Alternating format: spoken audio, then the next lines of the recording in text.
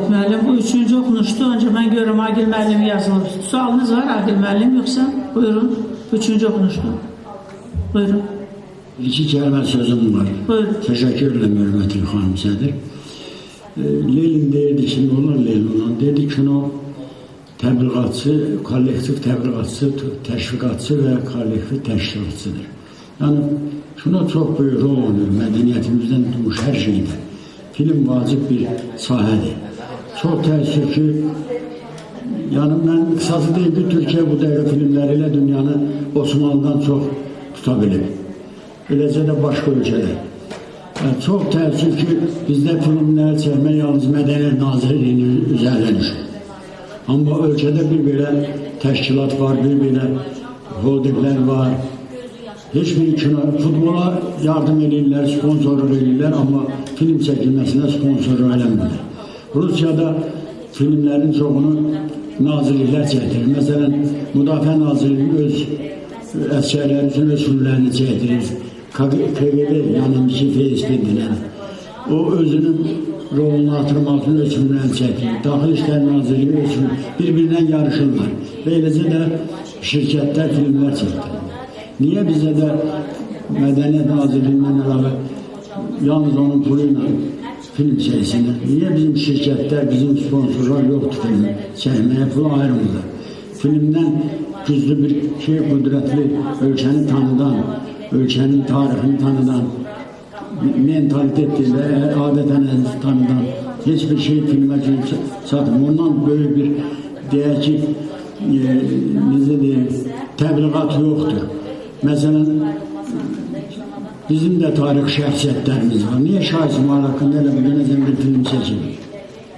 Laf deyək, Qazalar haqqında film çəkilir. Elə-belə, biraz Nadir Şah haqqında sənətinə çəkilir. Babək çəkilib çox gözəl. Köroğlu belə, yəni Köroğlu tarix şəxsiyyət deyil bizim üçün. Yəni, tarix Babəkə. Yəni, niyə filmlər çəkilmir? Bunun da səbəb olur ki, sponsor tapılır. Mən kimisə ilə danışmaq istəmirəm. 17 milyon pul tapıldı Ramiz Mehdiyevin evindən. 17 milyon 10 dənə tam metrajlı film deməkdir. 10 dənə tam metrajlı film deməkdir. Özə yüksək səviyyə. Amma niyə bu pulu evdə saxlayır? Ya verin film çəksinlər, kino çəksinlər, təbliğ eləsinlər. Sultan Fatih Mehmet tutub bütün dünyanı. Ya nə bilim nə. Mən də istəyirəm bizim də filmlər dünyaya çıxsın. Yaxşı filmlərimiz var, çəkiblər. Gözəl Sovet dövründə də. Ondan sonra da bir-iki film çəkilib. İndi bizdə də seriallar çəkirlər hələ. Təbii ki, o səviyyədə deyil. Yəni, çəkə-çəkə güclənəcəklər. Hələ serial rejissoru, serial senaristi hələ bizdə tam yoxdur. Ona görə seriallarımız istədiyimiz kimi alınmır. Mənim sözüm buydu.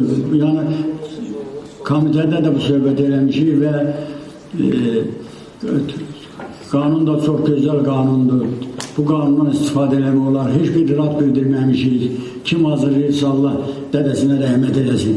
Belə bir qanun hazırlayıb, təqdim edib, biz də səs verməyə qəbul eləmişik və eləyəcəyik də. Sabah hanım, çox tanışdım, bağışlayın, sağ olun. Çox sağ olun Agil müəllim. Bəli, çox danışdınız amma bu qanun haqqında heç nə demədiniz. Bu birincisi. Bu üçüncü oxunuşdur. Bunu siz deyirdinizsə, birinci oxunuşda deyirdiniz də. Axı üçüncü oxunuşun öz tələbləri var. Bu bir. İkinci deyirsiniz ki, filan ölkədə hansısa nazirlik çəkilir. Nazirliklər kino çəkirlər. Rusiya, Azərbaycan deyil. Azərbaycan Respublikasının öz qanunları var. Xahiş edirəm burada heç bir müqayisə aparmayın. İkincisi isə bu qanunun predmetinlə siz dediyiniz uyğun gəldi, gəlmədi. Ümumi danışmaq istəyirsinizsə, çox hörmətli Agil müəllim. Çıxış eləyin, nə bilim, məqalə yazır, bu deyil, Polat müəllimin komitəsinin üzvüsüz, elə başa düşdüm. Bunu birinci oxunuşda deyin də. Bu qanun layihəsinə səs verirsiniz. Üçüncü oxunuşda. Çox sağ olun. Hörmətlə